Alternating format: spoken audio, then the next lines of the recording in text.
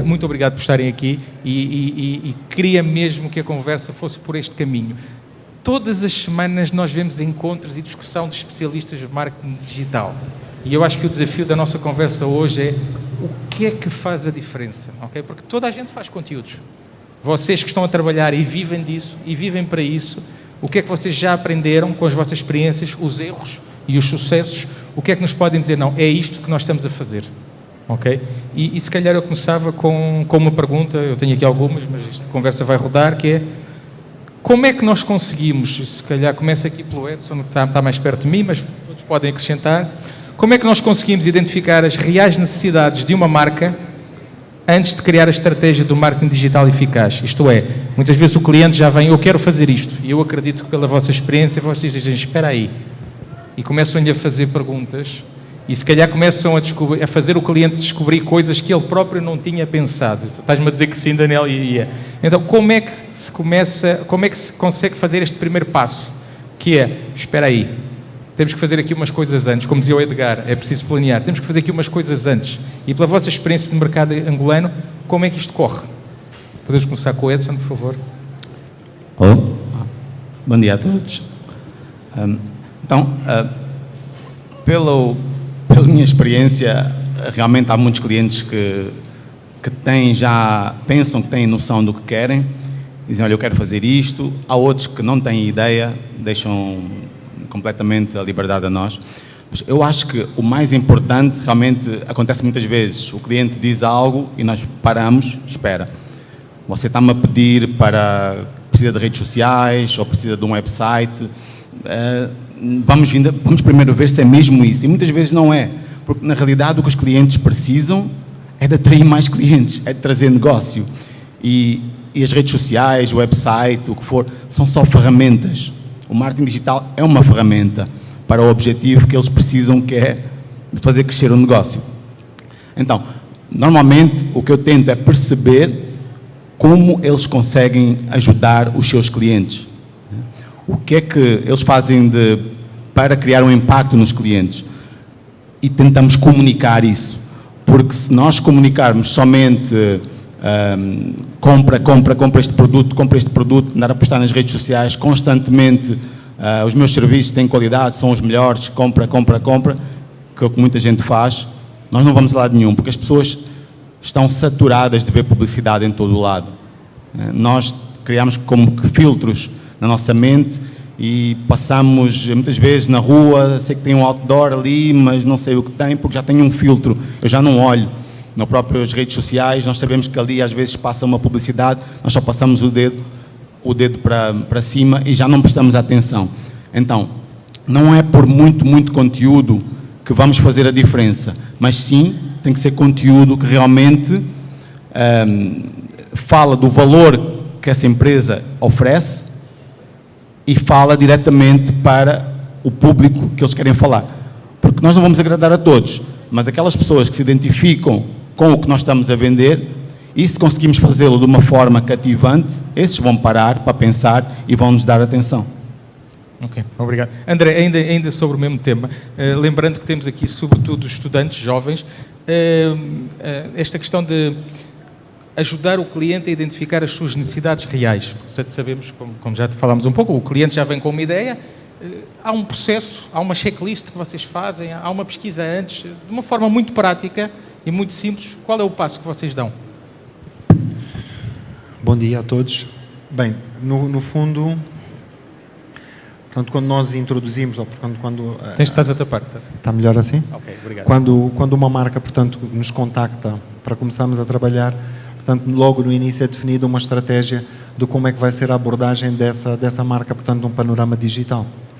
O fator crítico é que cada marca, ou seja, cada estratégia digital deve estar intrinsecamente ligada aos objetivos de negócio da empresa. Nós, em Angola, portanto, ainda temos alguns problemas de conversão, sobretudo para as marcas de grande consumo, por isso acabamos por definir as redes sociais como sendo meio que o playground da marca. Por exemplo, se tivermos uma marca que é muito mais mass market, que é uma marca de bens de consumo, com um preço muito baixo, obviamente que o Facebook acaba por ser a plataforma mais indicada para comunicar esta marca, portanto, em redes sociais. Se for uma marca mais aspiracional, em que temos um produto mais caro, acabamos por direcionar mais para Instagram. Portanto, obviamente que ela pode estar nas duas redes, mas quando se trata de fazer, portanto, um split a nível do que é o investimento em paid media, portanto, porque a estratégia de marketing digital, portanto, não, acaba por, só para se compreender, hoje na Papaya nós, para gerirmos uma conta, temos 7 ou 8 pessoas envolvidas. Um gestor de estratégia e de conteúdo, um gestor de projeto, um gestor de comunidade, um gestor de tráfego que só faz anúncios e que só faz paid media, e depois toda a componente criativa. E assim se gerem redes sociais e ecossistemas digitais de uma forma muito mais assertiva e que depois se traduz em resultados para o cliente. Porque os clientes depois começam a reclamar. Então, mas eu tenho uma página de Instagram e estou a pagar um fee e tenho 14 likes, 15 likes. Então, nós, à partida, temos logo, portanto, um ecossistema criativo e estratégico em que temos várias pessoas que, cada uma delas, portanto, especializada numa componente, portanto, daquilo que é o marketing digital e especificamente também das redes sociais, que acaba por, portanto, alavancar a marca, portanto, na sua pegada digital, como se diz. Certo. Mas no fundo acaba por ser isso, é ouvir o cliente, perceber mais ou menos quais é que são os desafios. Há casos em que nós especificamente, imagina que temos um cliente que neste momento quer vender para o Kinshasa ou para o Congo. Nós muito facilmente conseguimos criar essa comunicação numa língua internacional, não é? E direcionar essa publicação em formato de dark post, ou seja, não é visível para a comunidade em geral, mas é feito um direcionamento só para uma zona em especial. Eu lembro-me há uns anos atrás, com o lançamento de uma marca de cerveja, lançou uma cerveja que era a cerveja ruiva, e a cerveja tem muita aceitação, portanto, no bairro do Palanca. Então nós desenvolvemos a mesma comunicação em Lingala, porque sabemos que era uma cerveja que era muito aceita, portanto, dentro daquela comunidade. No fundo é isso, cada caso é um caso, é ouvir o cliente, perceber os objetivos de negócio e adequar a estratégia a isso. Obrigado. Daniel, na tua longa experiência em vários países, tens algum caso que queiras partilhar de um cliente que chegou com uma ideia já quase fechada e que vocês disseram, espera aí, vamos pensar bem, e vocês foram por outro caminho e esse caminho teve bons resultados? Assim, eu vou responder isso um pouco ao contrário. É um cliente que atualmente está na Papaya, mas logo antes do Covid, era um cliente que a agência que eu trabalhava conquistou. A maior marca de cerveja do país, em termos de volume, tá?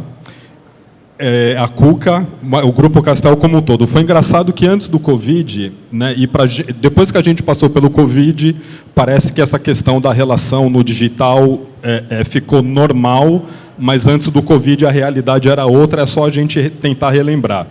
E quando eles pediram uma estratégia do digital, a gente trouxe efetivamente uma estratégia que é feita hoje, com conteúdo de educação, conteúdo de entretenimento, conteúdo de utilidade, e não aquele conteúdo tapa-buraco, né, o famoso sextou, bora tomar uma, que, né, enfim. E por que eu falei que eu vou responder um pouco o contrário? Porque eles adoraram os microprojetos. Nós fechamos contrato com eles, mas no final a gente deve ter implementado nem 20% daquilo que a gente desenhou. Então eu vejo que os clientes, as marcas, os decisores têm muita vontade, querem fazer aquilo, mas por circunstâncias de orçamento, eu também gosto muito de falar do termo coragem, preferem ficar fazendo o básico durante muito tempo. E o mais engraçado é que isso aconteceu há 4 anos. E aquilo que a gente desenhou 4 anos atrás é o que eles estão implementando hoje, na Papaya. Então, eu acho que falta um pouquinho de coragem, um pouquinho de velocidade na hora de implementar estratégias e campanhas realmente inovadoras no digital. E complementando aquilo que você perguntou para o Edson, por incrível que pareça, mesmo as grandes marcas não têm objetivos claros. Não têm, principalmente no digital. São poucos decisores que falam de alcance, São poucos decisores que falam de consideração e, para efetivamente gerar negócio, como o Edson disse muito bem, tem toda uma construção antes, é o tal do funil de vendas.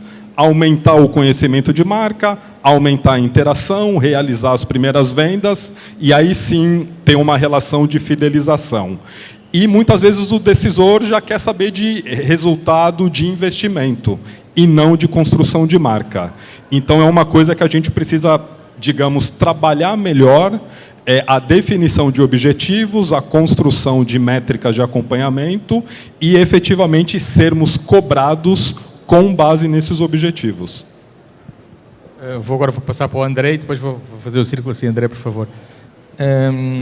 Estávamos a falar de um cliente, achei muito interessante, de que muitas vezes os clientes querem resultados imediatos e não a construção de marca.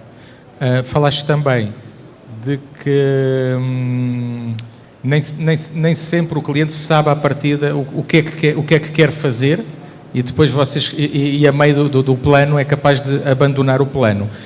Eu sou um pouco mais velho que vocês, sou do tempo em que a internet apareceu, vocês também viram a aparecer, em que quando nós apresentávamos campanhas publicitárias a um cliente, começava-se por apresentar a televisão, a rádio, a imprensa, e depois, e também temos aqui a internet. E era mesmo assim, a internet, que é um website e uns banners. E isso mudou muito mesmo, não é? Mudou muito.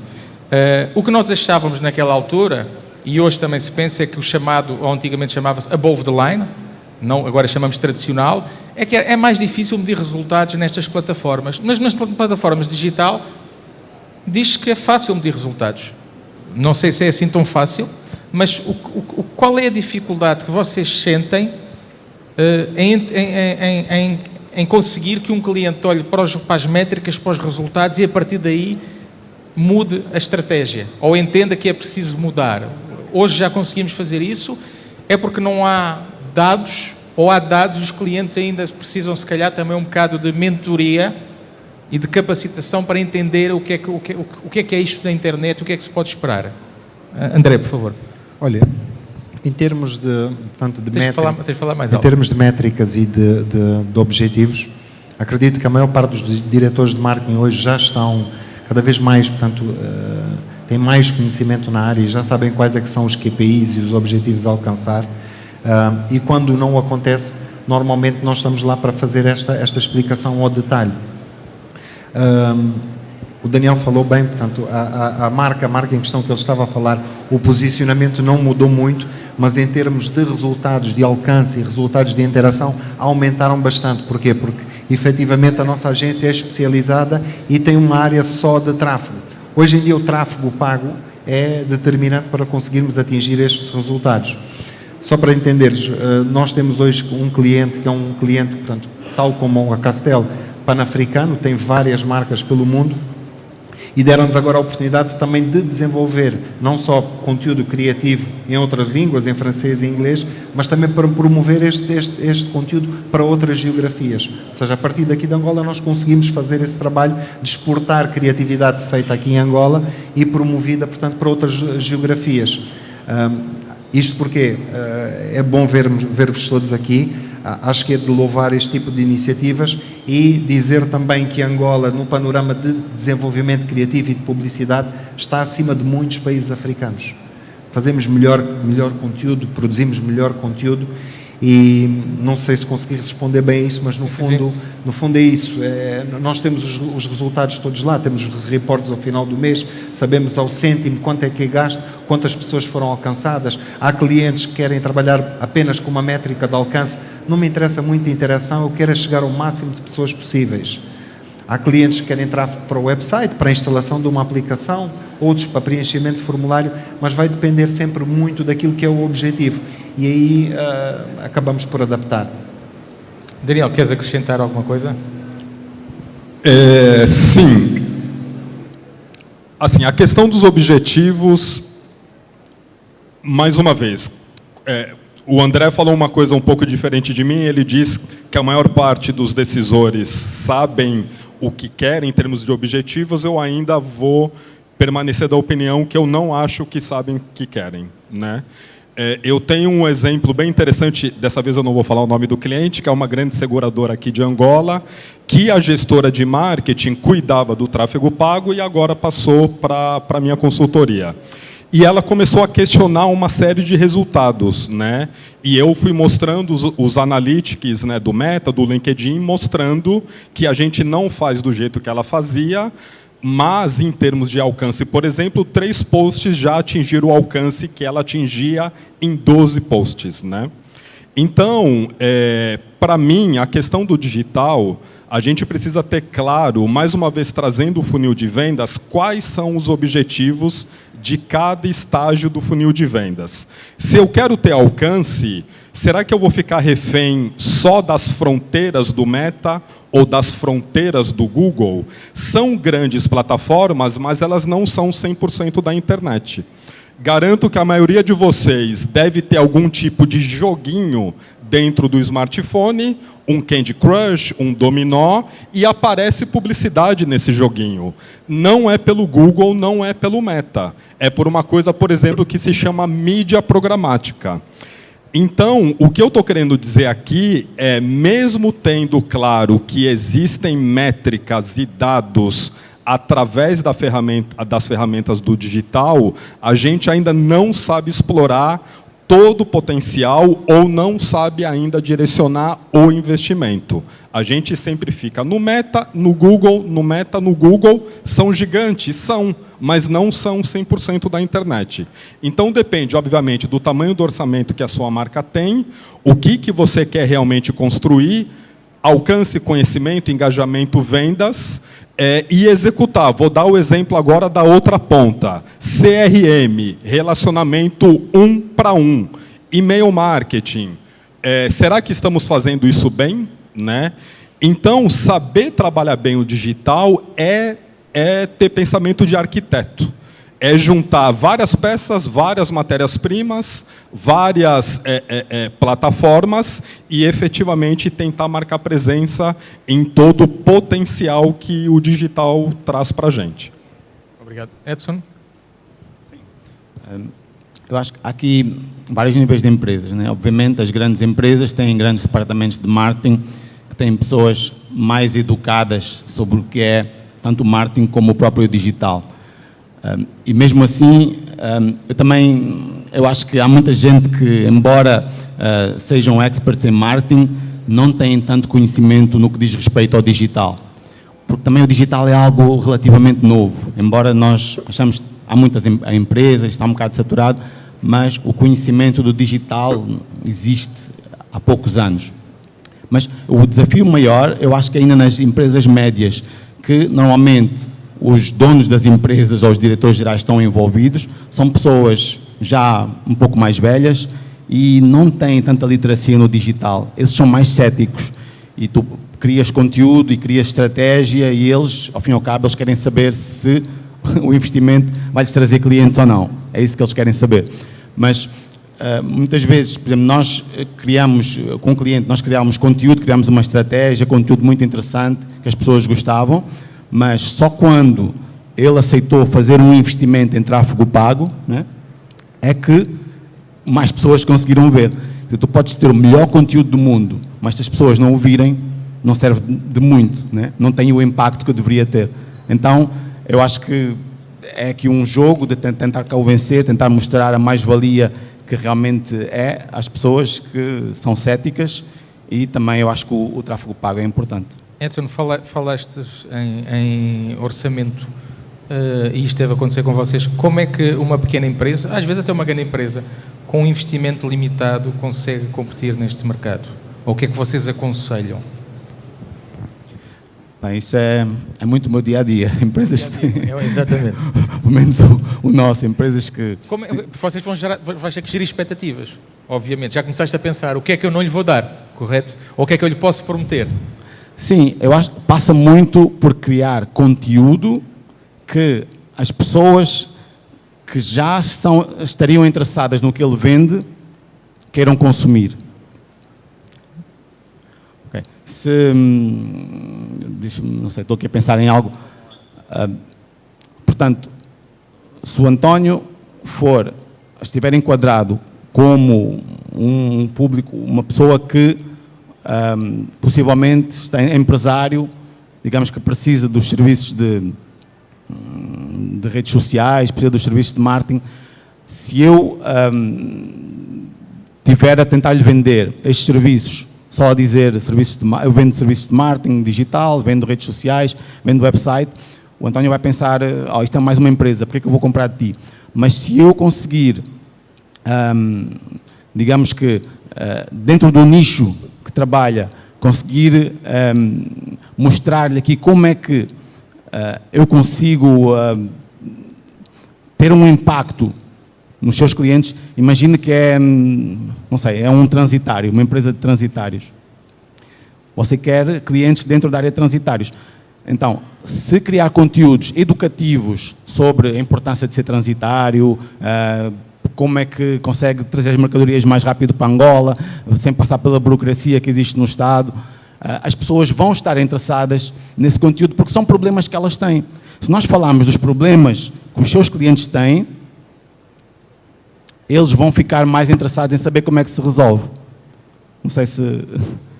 Então, quando temos orçamento limitado, o que nós fazemos é tentar falar dos problemas das pessoas, criar conteúdo que as pessoas naturalmente, organicamente, queiram consumir e tenham interesse em mais. André, eu vou-te fazer uma pergunta que eu acho que já sei a resposta, mas quero que elabores.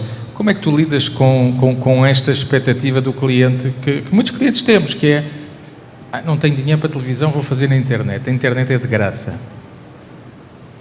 Eu estou-te a fazer perguntas muito simples, mas eu acho que são muito importantes estas respostas. Na verdade, grande parte dos meus clientes deixaram de investir em televisão porque não acreditam na televisão e não pelo preço.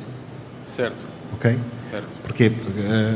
Algumas delas, marcas de álcool hoje em dia, não podem publicitar, portanto, para que fazer um investimento tão grande, um grande spot de televisão, se depois o horário em que tu podes passar esse spot, portanto, neste segmento de clientes há muitos que deixaram de investir porque não sentiam real retorno, sentiam que era muito dispendioso. Tinha o preço da mídia e tinha depois o preço também da veiculação.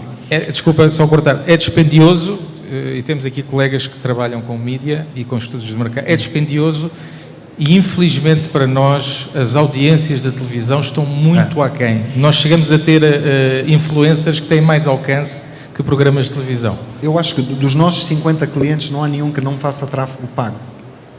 O mínimo é $1 para investir em Facebook, em Meta, é $1. Obviamente que não trabalhamos com $1, mas normalmente o mínimo que se aconselha, se calhar os 50, 75, $100. Então, está ao alcance de qualquer empresa que também está a pagar um FII. E no final do mês acaba por se ter um relatório com dados concretos do que é que estes $50 produziram. Ou seja, nós normalmente dividimos em campanhas de crescimento para terem novos seguidores, campanhas de alcance. Portanto, no final... relembra-me só a tua pergunta outra vez.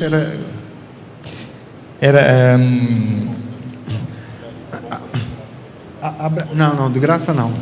Pois. Mas a abrangência da televisão e da rádio continua a ser bastante maior. Nós temos cerca de 6 milhões de utilizadores de internet em Angola. Nas redes sociais, o Facebook, se não me engano, à volta de 4 milhões. O Instagram estima-se à volta de 1 milhão. Portanto, já faz alguma moça. Mas depois, normalmente, os diretores de marketing, a conta que têm que fazer para ver se é rentável o investimento em marketing é dividir esse esforço pelo número de pessoas impactadas. Ou seja, imagina que eu patrocino uma maratona de uma marca de cerveja no bairro. Vão 20 mil pessoas. O investimento foram 5 milhões, divido os 5 milhões por 20 mil pessoas que estiveram lá. Certo. Foi esse o custo, esse vai-me dar o custo de conseguir impactar cada pessoa.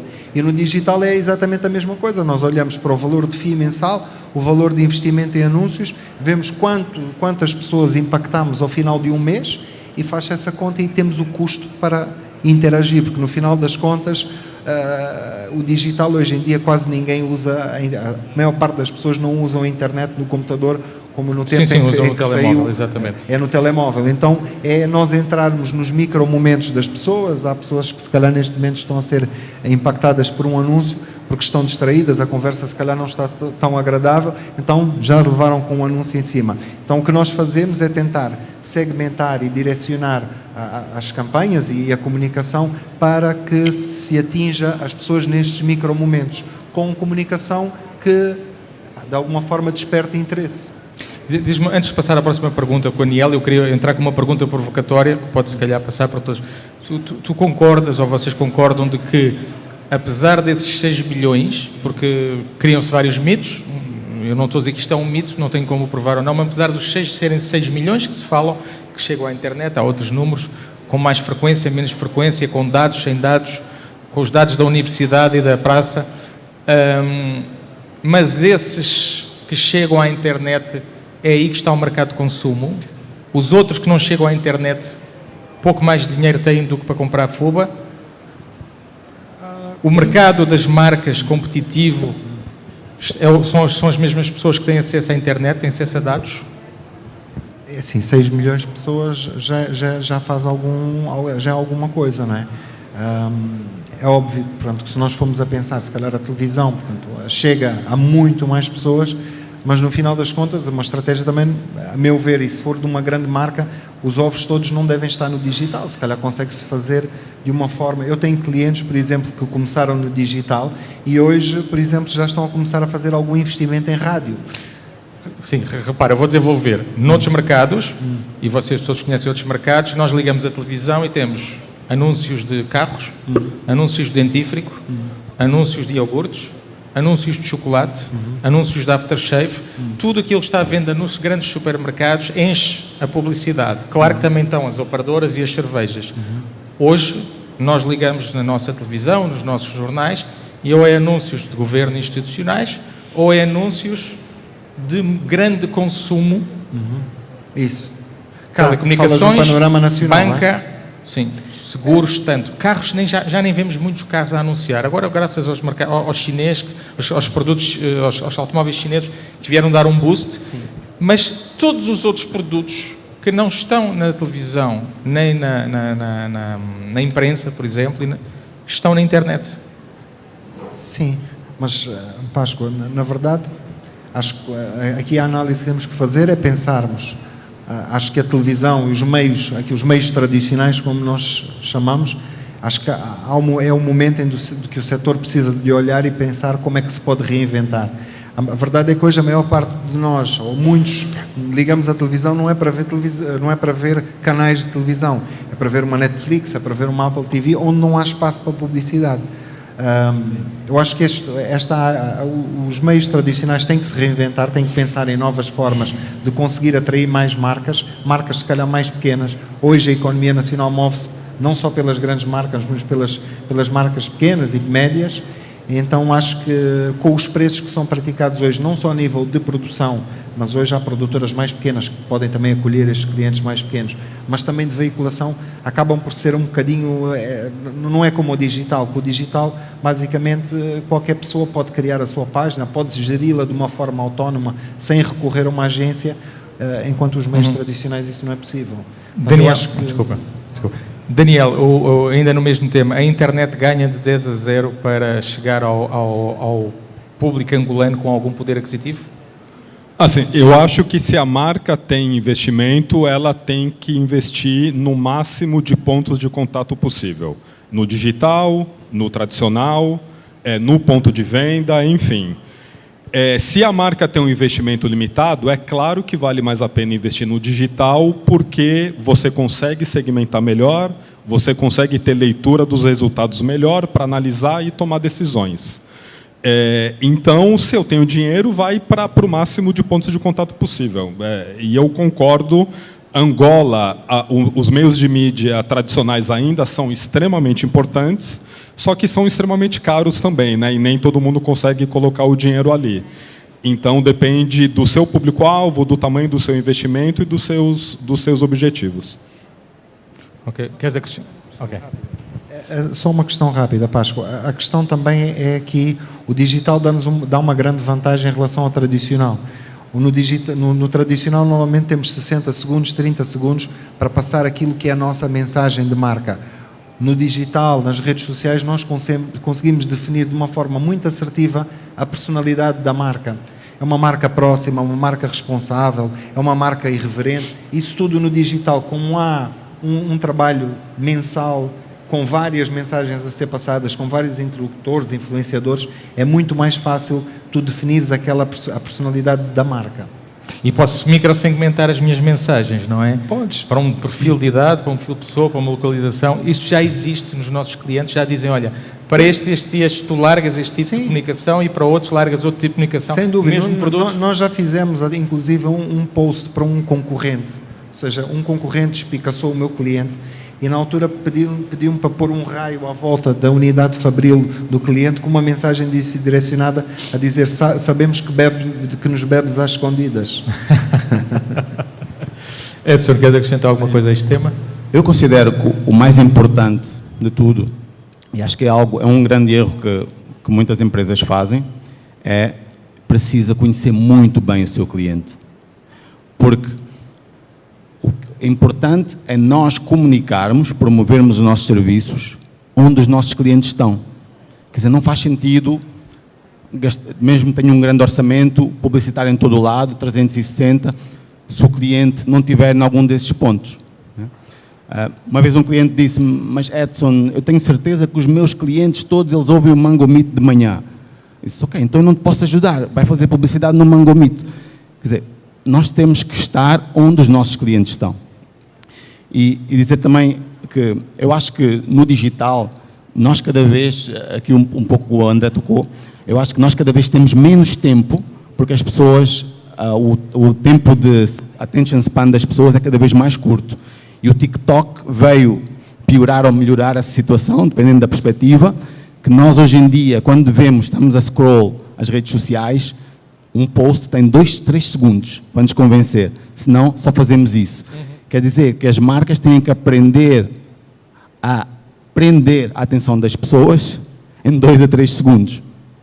E eu acho que é importante, mesmo que para marcas que o seu público esteja nos meios tradicionais, mas onde é que essa marca quer estar daqui a 5 anos? Quer dizer, uma marca que não se prepara hoje, não aprende a comunicar no digital, prender a atenção das pessoas em 2, 3 segundos, com a população jovem que nós temos, e mesmo que muitos não estejam no digital, mas eventualmente vão estar, essa marca daqui a 5 anos vai cair, vai morrer. Obrigado. Daniel, agora é um favor pessoal que eu te estou a pedir. Eu tenho um amigo que todas as semanas me manda uma mensagem que diz algo assim: e então, Páscoa, já encontraste aquele profissional de marketing digital que escreve texto, faz design, faz vídeo, trabalha com Facebook, responde nas comunidades e por aí fora? O que é que eu lhe digo? Que não. Que não existe. Não interessa. Nós queremos profissionais especializados. Exato. Não me interessa ter alguém, faz tudo. Faz. Não, mas eu não me expliquei. Quem me pede isto é um cliente que quer dinamizar o seu digital. Não é tudo que é digital. Eu acredito em profissionais multidisciplinares dentro de uma determinada, portanto, o designer, para ser um grande designer, tem que fazer muito design. O motion designer, para ser um grande motion designer, tem que fazer só motion design. O estratega, se é para ser um grande estratega, tem que fazer só estratégia. Obviamente que é benéfico que esse profissional tenha passado por outras áreas, ou seja, tenha feito o percurso e entender como é que a comunidade é gerida, como o projeto é gerido, e depois passa, se calhar, para uma posição mais sénior de estratégia. É importante que ele tenha esta noção, mas um faz tudo nunca deu certo, em nenhuma área. Daniel, complementa aqui, por favor. Não, e garanto que esse cliente ainda quer tudo isso por 100 mil kwanzas, né? Por aí, exatamente. Pois é. Concordo 100% com o André. Na minha visão, os profissionais multidisciplinares são gestores dos especialistas nos diferentes temas. Então, eu consigo conduzir aquela equipe para entregar determinado resultado, mas é um tiro no pé, é uma enganação, digamos, a gente querer contratar pessoas que fazem tudo ao mesmo tempo, porque a qualidade não vai ser boa, o tempo de uma pessoa é limitado, Então, o nosso papel é explicar para esse tipo de cliente, para mudar um pouco a visão e puxar um pouco mais de dinheiro para investir numa equipe inteira e não só numa pessoa. Edson. Eu acho que é importante o profissional de cada área ter noções das outras. Um designer, claro, ele tem que se focar em ser muito bom designer, mas é bom ele também ter noções do que é o marketing digital, né? Porque senão o trabalho que ele está a fazer vai estar muito melhor preparado se ele perceber do conceito final. Agora, eu, por experiência, também já contratei pessoas que, quer dizer, optei por contratar uma pessoa em detrimento de outra, porque ela tinha várias valências, né? Conseguia trabalhar em várias áreas e depois paguei o preço, né? Porque havia sempre erros ou problemas que aconteciam numa das áreas que não era a especialidade da pessoa. Ok. Estamos quase a fechar para poder ir para a mesa redonda. Força. Em relação a esta questão, não quero ser mal interpretado, mas acho que nós, enquanto empresários, e a trabalharmos numa área de comunicação em que o objetivo é comunicarmos com a comunidade local, para ter sucesso no marketing digital, nós temos que ter quadros angolanos a fazerem o nosso marketing digital. Ou seja, se nós queremos passar uma mensagem que se conecte com o nosso público, obviamente que vai ser muito mais fácil que seja uma mensagem produzida cá. Claro. Nós, durante muitos anos, este setor em que estamos envolvidos foi sempre alimentado por quadros internacionais. Não tenho nada contra. Acho que faz parte do processo de um país jovem, um país que passou pelo que passou, mas tem que haver um plano de passagem de conhecimento e garantir que daqui a 25 anos, olhando para aqui, que os quadros que executam os trabalhos em Angola são angolanos. E que tenham estrangeiros também, não há problema nenhum disso, mas a oportunidade tem que ser dada aos angolanos. Qual é o valor que um quadro angolano agrega? Qual? Todo. Se eu estou a comunicar uma marca de grande consumo, como uma maionese combo, como uma cerveja cuca, como uma ECA, eu tenho que ter plena noção de como é que o meu público-alvo comunica, qual é que é a mensagem, quais é que são as piadas do momento, ter uma noção do que é que vai conectar com o público. Se nós estivermos a comunicar a nossa cerveja como é comunicada uma Heineken, como uma Superboc, então não estamos a fazer nada. Podemos estar a fazer, mas não creio que isso agregue um real investimento ao cliente. Por essa razão, eu costumo dizer, a Papaya tornou-se um ecossistema criativo e de estratégia em que nós formamos quadros angolanos para percorrerem um percurso até chegarem a um nível mais alto. Se me perguntares a mim, do ponto de vista, se é mais dispendioso em termos de tempo, de formação, inclusive o Daniel já participou, portanto, nestes processos de formação, mas acho que aqui tem mais a ver com responsabilidade de empresários darem oportunidade a angolanos, criarem postos de trabalho e não muito à procura de uma solução fácil. O país sempre procurou soluções fáceis e nós, empresários de hoje, somos a mudança para encontrarmos postos, para fazermos a diferença em todos os setores, especialmente também no setor da comunicação. Para quem quiser responder, acho que todos... Vocês encontram com facilidade profissionais nacionais ou estrangeiros, profissionais no nosso mercado para preencher as vossas necessidades, as vossas vagas?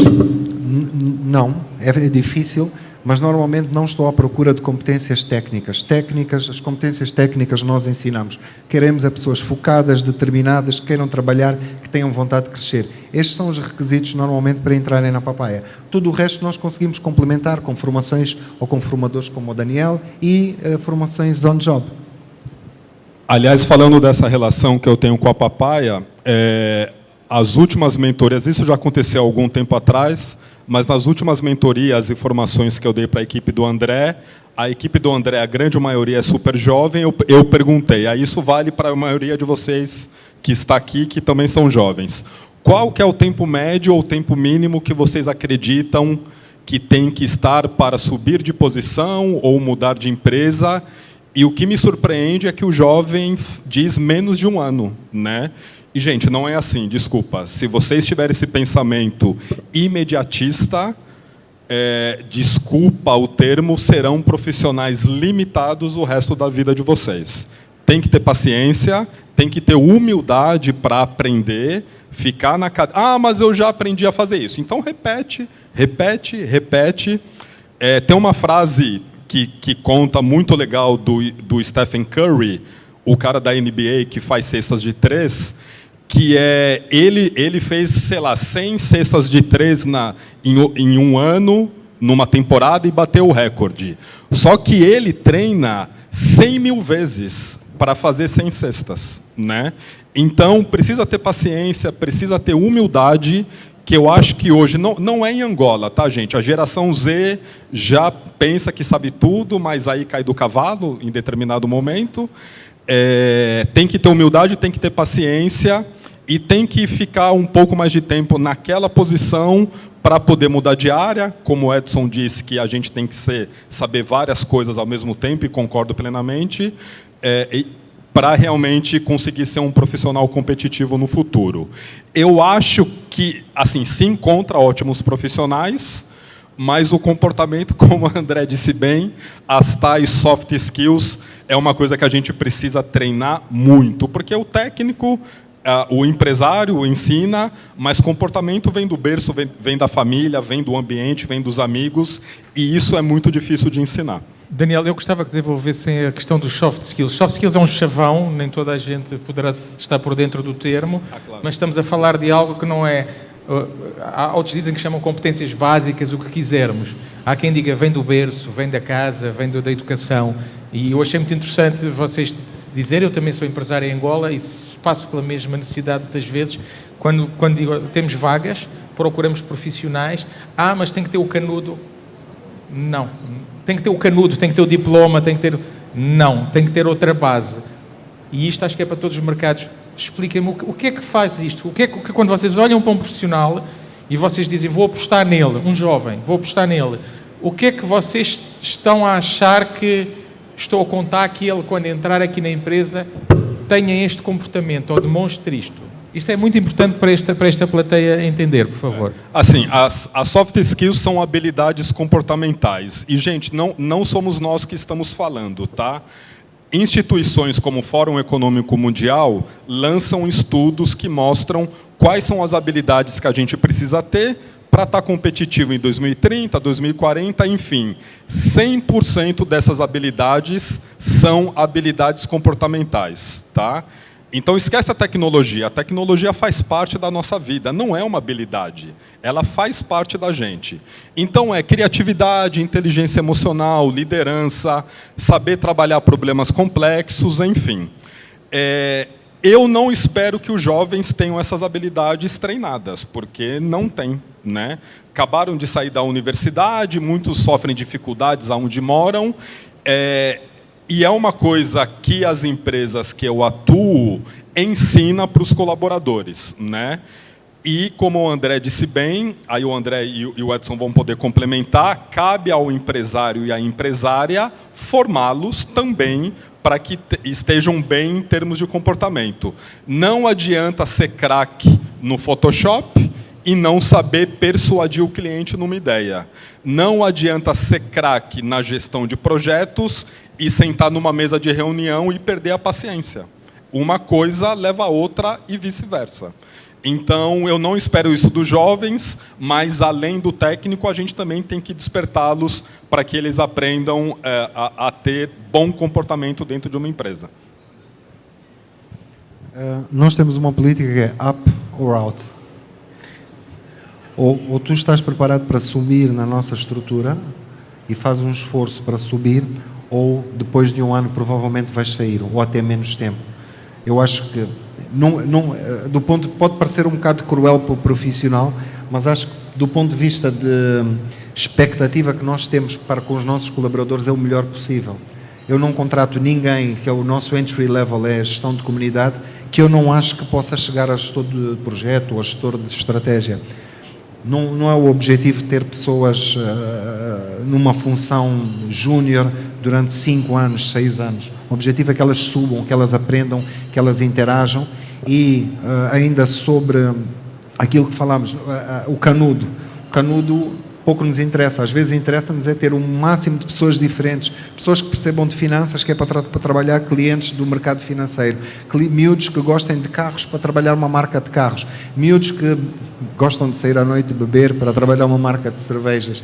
Então, miúdos que gostam de gaming e de jogar porque está dentro do território e do posicionamento de uma das marcas que nós gerimos. Então, o que nós queremos é miúdos que, no final das contas, sejam bons profissionais, mas que sejam muito mais para além do que profissionais só, que tenham interesses, que gostem de correr, gostam de fazer desporto, gostem de jogar, gostem de interagir. Então, no fundo, é isso que nós procuramos, é ter uma estrutura em que temos várias personalidades, aceitando cada pessoa como ela é e acreditando que esse seu lado particular vai agregar valor para a agência. Eu trabalhei numa grande agência aqui há uns anos atrás, eu sou DJ, para além de ser o dono da Papaya. Adoro música, gosto de ser DJ, sempre vou ser DJ.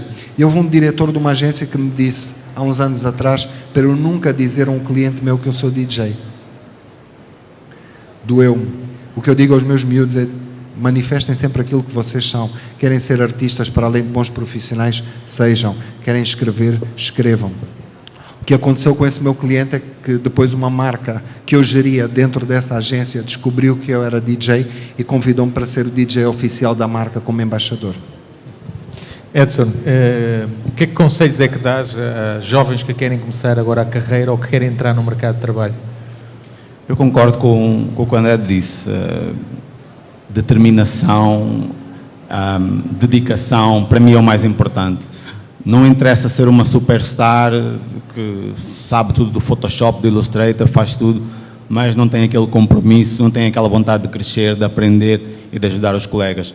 Porque também para mim as pessoas que entram a trabalhar comigo têm que ir crescendo para chegar ao lugar mais elevado que possam chegar um dia, até se calhar se for preciso substituir-me, ou até que dá-me imenso prazer quando pessoas que trabalharam comigo depois saem para ir para grandes empresas, não que a minha não seja uma grande empresa, mas para empresas pronto, de renome, digamos, nacional. Então, pronto, é isso. Eu acho que só depende deles, só depende de vocês. Porque hoje em dia eu acho que não há desculpas para ninguém. Tem tanta coisa, tem YouTube, tem ChatGPT, tem tudo. Só não aprende quem não quiser. Claro, depois chega a um nível que precisa de uma especialização, mas com vontade, com determinação, eu acho que ninguém vos pode parar. Então, nós vivemos numa era fantástica, eu considero. Nós podemos ser o que quisermos, aprender o que quisermos e chegar ao topo. Só depende de nós. Obrigado. Posso passar o microfone ao auditório? Eu pedi ajuda agora. Temos tempo, vamos passar 2 então.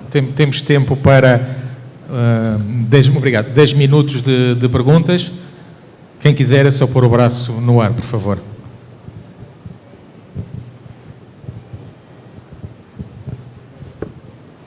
Isto era 1 hora. O próximo só começa às 2.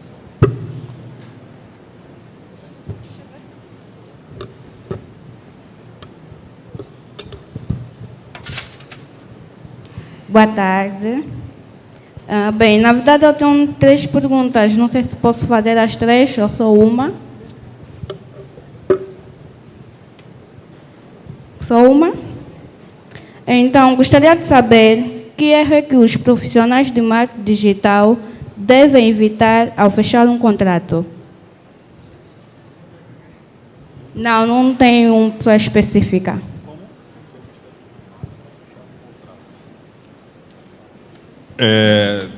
Evitar fechar um mau contrato.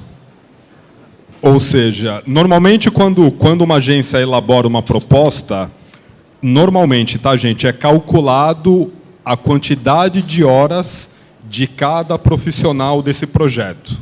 Ou seja, vai ter o número de horas de um designer, o número de horas de um gestor de comunidades, o número de horas de um gestor de projetos. Então, é calcular, é prever, né, a quantidade de horas que cada profissional terá para o projeto e fazer uma continha matemática do quanto que recebe de salário, vezes aquelas horas, soma, coloca, obviamente, a margem da agência. E aí não tenham medo, tá, gente? Eu sinto que os jovens aqui em Angola têm medo de mostrar o quanto que eles valem, né? Não tenham medo disso, tá? Estejam preparados para ouvir um não. A gente ouve mais não do que sim, aliás, na nossa vida. Mas é mais ou menos assim, tá? Vamos ver se o André e o Edson querem complementar, mas é com base de números de horas de cada tipo de profissional daquele projeto. Que deve evitar. Profissional ou uma empresa? Na hora de fechar o contrato, profissional. Eu acho que quando se assina um contrato, deve-se ler bem o contrato, perceber o que é que são as premissas agregadas, portanto, em termos de responsabilidade, em termos do que é expectável, mas eu acho que os contratos normalmente dizem, já ouvi um advogado a dizer isso, que os contratos são feitos para serem quebrados. Não sei se é verdade ou não, eu não os quebro, mas a verdade é que nós podemos ter tudo acertado em papel, mas no final das contas esse papel vai ficar guardado numa gaveta e as pessoas esquecem-se deles. No fundo, eu ia me preocupar muito menos com o papel e ia me preocupar muito mais sempre com a atuação e com a entrega, porque isso é que determina que esse contrato passa a ser irrelevante e passa a ganhar contratos ainda melhores.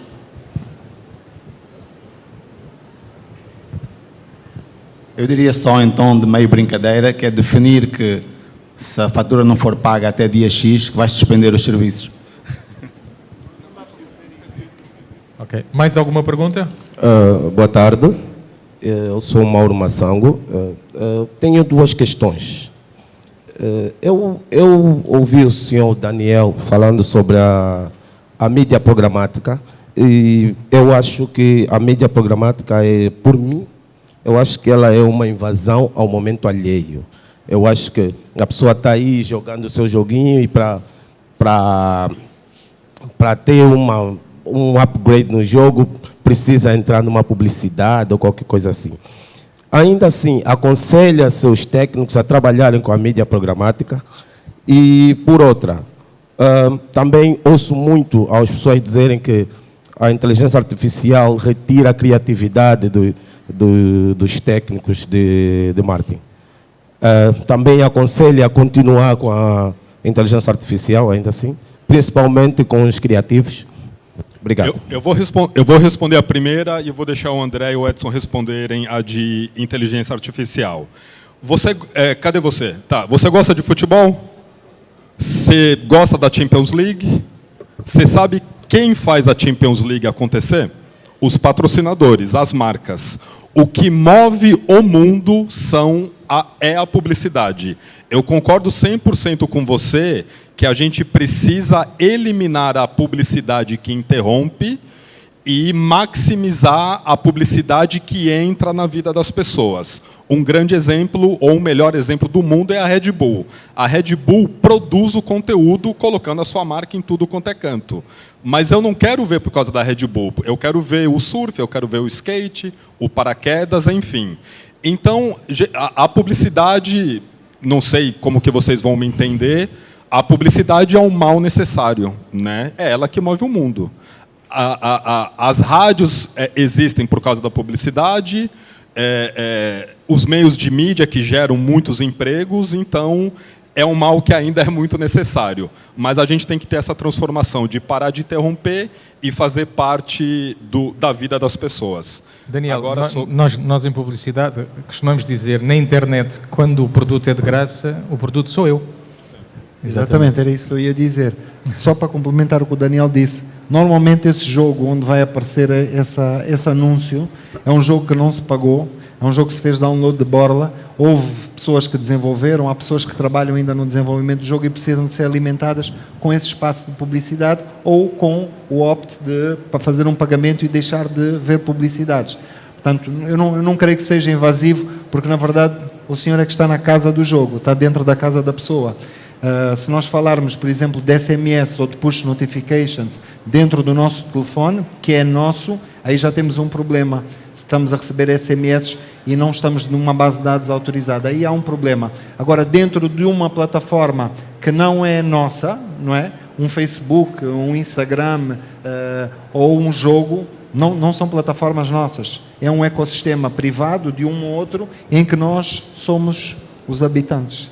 E as regras são definidas por outro. Em relação à inteligência artificial, acho que não retira a criatividade, sinceramente, acho que qualquer profissional da área e sobretudo aqui em Angola devemos olhar para a inteligência artificial como algo que já chegou, que nos pode ajudar bastante muitas vezes não se trata de ter a ideia, mas de nos ajudar a aprimorar e a formular a ideia, ok? A inteligência artificial hoje eu uso para quase tudo. Tenho uma colega minha ali que é mais remitente ao assunto, mas nós temos estado a conversar sobre como é que a inteligência artificial vem nos ajudar a facilitar em vários processos. Até mesmo ontem experimentei uma coisa nova que não sabia, tinha um spot de rádio e inseri o spot de rádio dentro da inteligência artificial e ela pegou no mesmo áudio e definiu aqui em termos de masters, mix and master, que é para o volume estar mais alto. Portanto, no fundo é uma realidade, está aqui para ficar, não se vai embora. Quanto mais rápido os profissionais de qualquer setor se adotarem melhor os avanços, não nesta área, mas os avanços na medicina com inteligência artificial, nos próximos 10 anos estimam-se que venham resolver grande parte dos problemas de saúde gerais das populações. Portanto, eu acho que é determinante que qualquer profissional, seja advogado, médico, que use estas ferramentas para ajudar a ser mais produtivo. Agora, obviamente que temos que ter cuidado e não podemos achar que a inteligência artificial vai fazer tudo. É necessário que nós tenhamos uma ideia muito clara do que queremos, de qual é que é o posicionamento da marca e usar isto como uma ferramenta, como um auxílio. Queria só acrescentar em relação à inteligência artificial. Eu acho que é preciso ter cuidado para não se tornar preguiçoso, sobretudo quando queremos ideias para algumas coisas e depender só disso e não fazer o esforço de tentar criar algo. Mas é como quando apareceu a internet, né? Dizer a alguém não usa a internet porque não faz sentido. A inteligência artificial é uma revolução que veio para ficar e as pessoas têm que usar para inspirarem-se. E também é preciso ter algum conhecimento, é preciso estudar, é preciso perceber as coisas para conseguir fazer as perguntas certas e ter os resultados certos e aprimorar esses resultados, né? Uma pessoa que não sabe nada não consegue, quer dizer, vai lá na inteligência artificial e escreve e para isso fazia o nosso trabalho, né? Não é só assim. Sim. Que há uma brincadeira que costumamos dizer, a inteligência artificial não é para pedir, é para gerar, não é? E para gerar, não é? É uma inteligência artificial generativa. E nós achamos muitas vezes, tenho isso também com os meus profissionais, que agora já tenho acesso ao último ChatGPT e agora vou lá pedir para ele fazer qualquer coisa. E não é para pedir, é preciso saber gerar. Até para fazer um filho não é só pedi-lo, não é? É preciso criá-lo. Eu ia pôr uma última pergunta, temos duas. Três. Peço desculpa, mas temos mais 5 minutos. Boa tarde. Ok. Então mais 2 perguntas, 3 rápidas, por favor. Boa tarde. Eu sou Manuel Gonçalves, designer gráfico. Pretendo saber quanto é de salário que normalmente as agências de publicidade pagam a um logo maker profissional. A um logo maker profissional, especialista em logotipo. Alguém que faz logotipos? Certo. Um designer. Vamos falar de médias de salários. Salários? Neste caso, um designer. Depende do nível de experiência. Eu acho que não é assim. Não sei. Depende das empresas, da dimensão de uma empresa. Você sabe qual é o salário mínimo nacional, não é? Um quadro que está a começar, um quadro que nunca trabalhou na área, obviamente, se calhar num setor como o nosso pode receber um bocadinho mais, mas se calhar começa entre os 100 e os 200 mil, 300, 400, 500, 600, é como tudo, é a experiência do quadro e depois a importância também que a organização dá a esse quadro que faz com que ele tenha uma ascensão salarial. Portanto, nós costumamos dizer que os designers, ou os criativos, vamos chamar-lhe ainda criativo, qualquer pessoa que trabalha com criação é um bocado como um jogador de futebol. A carreira depende de ti, não é? Se tu investires em... Nós temos várias pessoas que marcam golos e que vestem chuteiras e correm no futebol. Nem todos são Cristianos Ronaldos e têm esses salários. E o que eu acho que é mais, democrático neste género de profissão, as profissões criativas, é que quase sempre depende de ti. Daquilo que tu fazes, daquilo que tu aprendes, da dedicação que tu dás, com quem tu aprendes. Aconselha-se quem está a começar, antes de mais, todos nós temos necessidades, obviamente, e depois temos a pressão também da família em casa. Já fizeste o curso, agora tens que meter dinheiro. Mas os primeiros anos são muito importantes. Vão atrás de quem vos pode ensinar. E os primeiros 3, 4, 5 anos vocês conseguirem encontrar quem vos ensina, vão definir o vosso futuro. E é muito importante. É como o clube, eu vou aprender em que escola? Invistam, não pensem que é o canudo e que é o curso. Invistam em áreas de trabalho, e o investir não é só horas. Às vezes tem 2 empresas que têm salários diferentes. Se conseguirem, optem não pela que dá o melhor salário, mas a que vos vai dar mais atenção e possibilidade de crescer. Obrigado. Alô, sim? Só mais uma. Ok. Boa tarde, painel. Ouvi muito bem da parte do painel o momento que falava-se dos mass medias, né, que são a rádio, a televisão e o jornal, se ainda era, né, de forma necessária ou crucial fazer os anúncios dos mass media. Então, portanto, eu queria saber se... desculpa. Eu queria saber se... apesar da brutalidade ou da força que o digital tem, né, e a comunicação ou os mass media ainda ganham do digital, eu queria saber se já podemos afirmar que o futuro é mesmo digital. E se é digital, eu gostaria de saber qual é a recomendação que têm a deixar aos mass media, né, que hoje ainda não aderiram de forma massiva ao digital.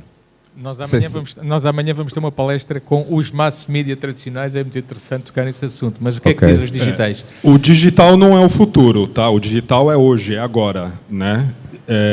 Aliás, eu tenho um sonho, é muito forte essa palavra, eu tenho um sonho que a gente já não fale mais marketing digital, que a gente fale marketing, né?